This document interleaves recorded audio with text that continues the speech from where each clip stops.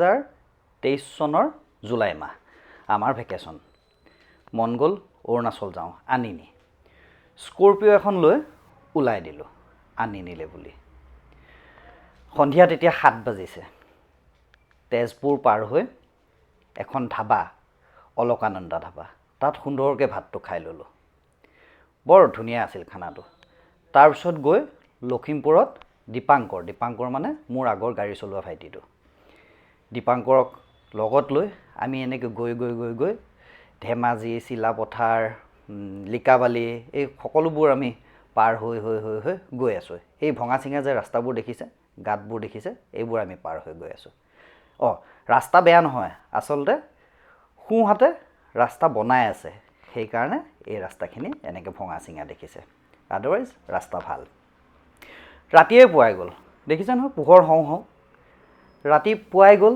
তাৰপিছত সকলোৱে নিজৰ প্ৰাতঃকৰ্ম মানে সৰু পানী টুপি চুই আকৌ এই ধুনীয়া দৃশ্যবোৰ চাই গৈ আছোঁ চাওকচোন কি সুন্দৰ সন্মুখত পাহাৰ ৰাস্তাটো ইমান ধুনীয়া আৰু চিধা কাষে কাষে গছ এক অপূৰ্ব দৃশ্য এই দৃশ্যবোৰ চাই গৈ আমি পালোগৈ ৰূপসিং গেট মানে অৰুণাচল অসম সীমান্ত ৰূপসিং গেটত আমি বনাই ল'লোঁ আমাৰ 4জনৰ কাৰণে পাছ লগত পিংকু আছিল মৰিগাঁৱৰ পিংকু তাৰপিছত পাছিঘাটত ভাত খালোঁ বিশ্বাস নকৰিব ইমান ধুনীয়া খানা ইমান ধুনীয়া লোকেল আৰু মানে কোনো হেৰি নাই সাৰ পানী নাই চাগে মাংসখিনি চাওকচোন কি ধুনীয়া বিৰাট ধুনীয়া সোৱাদ আছিল সকলো সম্পূৰ্ণভাৱে লোকেল খাই মেলি লৈ গাড়ীত মই অলপ সময়ৰ কাৰণে শুই দিলোঁ তাৰপিছত উঠি দেখোঁ এয়া কি ৰাস্তাত দেখোন লেণ্ডশ্লাইড প্ৰথমবাৰৰ কাৰণে লেণ্ডশ্লাইড পাইছোঁ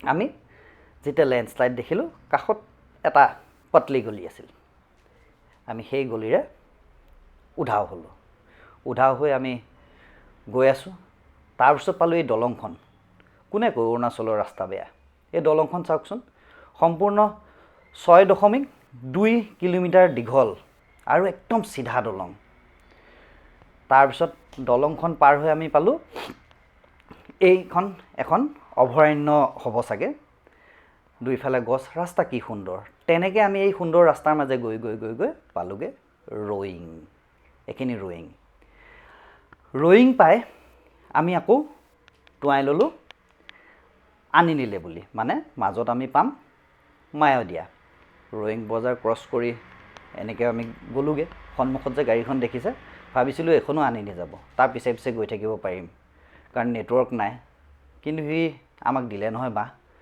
বাটতে ৰখি দিলে ৰাস্তা ইপিনে ঠেক ইপিনে খাৱৈ দীপাংকৰক ক'লোঁ চলা তই গাড়ী সি দীপাংকৰে ধুনীয়াকৈ গাড়ীখন চলোৱা আৰম্ভ কৰিলে সি চলোৱাৰ পিছত আমাৰ হিমাংশুৱে শুই দিলে ৰাস্তাটো চাওক ৰাস্তাটো ভালেই কেৱল এটা কাষে ওখ পাহাৰ এটা কাষে সম্পূৰ্ণ খাৱৈ মায়'দিয়া 9,000 প্ৰায় 9,000 ফুট উচ্চতাত আছে সাগৰ পৃষ্ঠৰ পৰা সেই ৰাস্তাবোৰ চাওকচোন এতিয়ালৈকেতো ৰাস্তা বহলেই হৈ আছে মানে দুখন গাড়ী অহা যোৱা কৰিব পাৰে অলপ পিছততো সেইটোও নোহোৱা হ'ব ইফালে ডাৱৰবোৰটো দেখিছে এইবোৰ কুঁৱলী নহয় দেই এইবোৰ ডাৱৰ এই ডাৱৰবোৰ ফালি আমি অকোৱা ৰাস্তাৰ লৈ আমি গৈ আছোঁ তাৰপিছত ৰাস্তা উঠে খোলে এয়া দেখিছে লেণ্ডশ্লাইড আল্টিমেটলি ৰাস্তাটো কেৱল এখন গাড়ী যাব পৰা ৰাস্তা হৈ গ'ল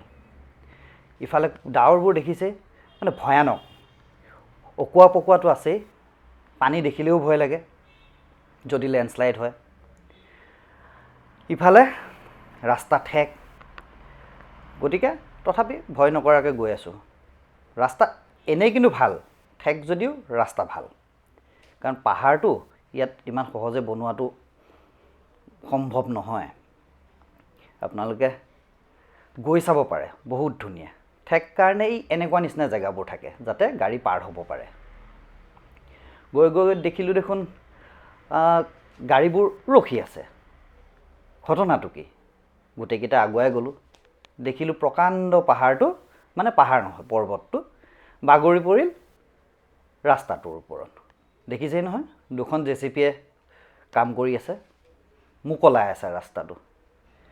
দুখন জেচিপি লাগি চাওক কিমান ওপৰৰ পৰা পৰিছে। তাৰপিছত মুকলি কৰি দিলে। টেম্পৰী ৰাস্তাটোৰ সেইখিনি সময়ত ভিডিঅ' ল'বলৈ সাহসেই নহ'ল। পাৰ হৈ এনেদৰে আকৌ এই ভাল ৰাস্তাটোৱেদি ঠেক কিন্তু ভাল ৰাস্তাটোৱেদি আমি আকৌ ধাৱমান হ'লোঁ। চাওকচোন এই যদি পাহাৰ যে এনেকৈ হেৰি হৈ আছে সেইখিনি যদি ভাগি পৰে কিমান ভয়ানক হ'ব। তেনেকেই ভয় খাই গৈ গৈ গৈ গৈ মায়'দিয়া পালোগৈ, প্ৰায় 9,000 ফুট উচ্চতাত সাগৰ পৃষ্ঠৰ পৰা। মায়'দিয়াৰ পৰা আমি ৰাইট হেণ্ড ছাইডে ল'ব লৈছিলোঁ, সেইটো ভুল হ'লহেঁতেন। আমি চিধা গুচি আহিলোঁ আনিনিলে বুলি। লেণ্ডশ্লাইডটো আছেই বাটত, যিমান লেণ্ডশ্লাইড দেখিছোঁ, যিমান বৰষুণ দেখিছোঁ, গোটেই ৰাস্তাটোত বৰষুণ আছেই। সিমানে কলিজা থপথপায়। ৰাস্তা ঠেক, সিপিনৰ পৰা গাড়ী এখন আহিলেও প্ৰব্লেম। এই ৰাস্তা দেখিছে নহয়, এইখিনি বনাই থকা ৰাস্তা। আৰু তাৰ লগতে ক'ৰবাত যদি ভাঙিছে তেতিয়াহ'লে সেই ৰাস্তাখিনি পাৰ কৰিবৰ বাবে এনেদৰে টেম্পৰী ৰাস্তা তলেদি বনাই দিয়ে, যাতে মানুহ পাৰ হৈ যাব পাৰে। আমি সেই ৰাস্তাইদি গৈ আছোঁ। ইপিনে মানে যিবোৰ টাৰ্ণিংবোৰ চাওকচোন, একদম ভি টাৰ্ণিং। ইপিনে বহুত হাইট, আইদাৰ তললৈ নামিছোঁ নহ'লে ওপৰলৈ নামিছোঁ। সেই ভি টাৰ্ণিংবোৰৰ মাজে মাজে ৰাস্তা ভয়ানক। কাষত খাৱৈ, একাষত পাহাৰ। চাওক দৃশ্য কিন্তু বৰ ধুনীয়া, সুন্দৰ দৃশ্য, কিন্তু ৰাস্তাটোৰ কাৰণে কেৱল ভয়ানক। অৰুণাচল যদি নিজে চলাই যাম বুলি ভাবে তেতিয়াহ'লে কিন্তু এটা কথা মনত ৰাখিব, আপুনি খুব ভালদৰে চলাব পৰা হ'ব লাগিব, নহ'লে আপোনাৰ বুকুখন ইমান কঁপিব আপুনি ভাবিব নোৱাৰিব। কাৰণ ৰাস্তাবোৰ ধুনীয়া কিন্তু ডেঞ্জাৰাছ। তেনেকৈ আমি গৈ আছোঁ, গৈ গৈ গৈ গৈ এই বেয়া ৰাস্তাখিনি পাৰ হৈ, মানে মাজে মাজে ভাল মাজে মাজে বেয়া, ভাঙে। আমি তেনেদৰে গৈ গৈ এই জেগাটুকুৰ পালোঁ। চাওক আনিনিলে যোন যায় সকলোৱে ইয়াত ৰখি ফটো একপি উঠেই। আমিও ৰখিলোঁ, দুকপিমান ফটো উঠিলোঁ। ফটো উঠি ওপৰলৈ চালোঁ, কিমান দূৰ। আনিনি আৰু 110 কিলোমিটাৰ। বাপৰে, ৰাস্তা ভাল হ'লেই ভাল। সেই বুলি ভাবোঁতেই দেখিলোঁ ৰাস্তাটো সঁচাকৈ সাংঘাতিক ভাল হৈ গৈছে। এতিয়া আৰু বেয়া ৰাস্তা নাই। খুব দূৰ সম্ভৱ আমি সোনকালেই গৈ আনিনি পাম। 110 কিলোমিটাৰহে। আমি আগবাঢ়ি আছোঁ আনিনি পোৱাৰ আশাত। দেখিলোঁ দুখনমান গাড়ীয়ে দুখন গাড়ীয়ে ৰেচিং লগাই আছে। সিহঁতে কিবা ষ্টাণ্ট কৰি আছে।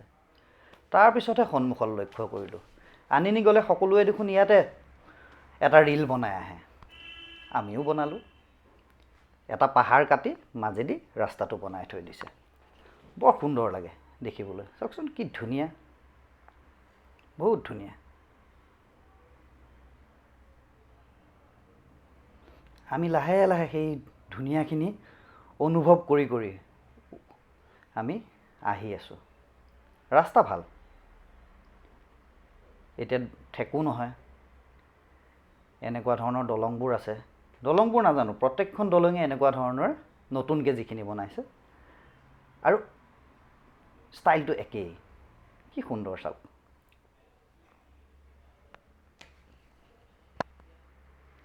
কাষৰ দৃশ্যবোৰ আমি বেছি উঠাব নোৱাৰিলোঁ, উঠোৱা নহ'ল আচলতে। ৰাস্তাটোত অলপমান লেণ্ডশ্লাইডৰ কাৰণে আমি ভয় খাই আছিলোঁতো। তাতে লেণ্ডশ্লাইড মানে এইবোৰ শিলৰ পাহাৰ। এই সন্মুখত যে এতিয়া দেখিছে, এই এনেদৰে যদি শিল এটা খহি ওপৰৰ পৰা যদি গাড়ীখনত পৰে আমাৰ অৱস্থা কি হ'ব পাৰে সেইটো আপোনালোকে অনুমান কৰিব পাৰে। তেনেদৰে গৈ গৈ আমি এই স্পটটো পালোঁগৈ। আই লাভ আনিনি, উই অলছ' লাভ আনিনি। ফটো উঠিলোঁ, আকৌ পোনাই দিলোঁ। আৰু বহুতখিনি আছিলে তাৰ পৰা দূৰত্ব। তথাপি এই সুন্দৰ দৃশ্যবোৰ উপভোগ কৰি কৰি সন্ধিয়া হৈ আহিল। সন্ধিয়া মানে ৰাতিয়ে হ'ব হ'লহি আৰু। তথাপি আমি গৈ গৈ গৈ গৈ এই জেগাটুকু আমি উপস্থিত হ'লোঁ। সন্ধিয়া তেতিয়া 7 বাজিছে। এই ৰিজৰ্টটোতে আমি থাকিলোঁ, খালোঁ। বৰ ধুনীয়া আছিল, দাম কম, বৰ ধুনীয়া আছিল। ধুনীয়াকৈ খালোঁ মেলিলোঁ। আমি ৰাতিটো থাকিলোঁ। আনিনীৰ বস্তুখিনি পিছত দেখুৱাম। ধন্যবাদ, শুভৰাত্ৰি।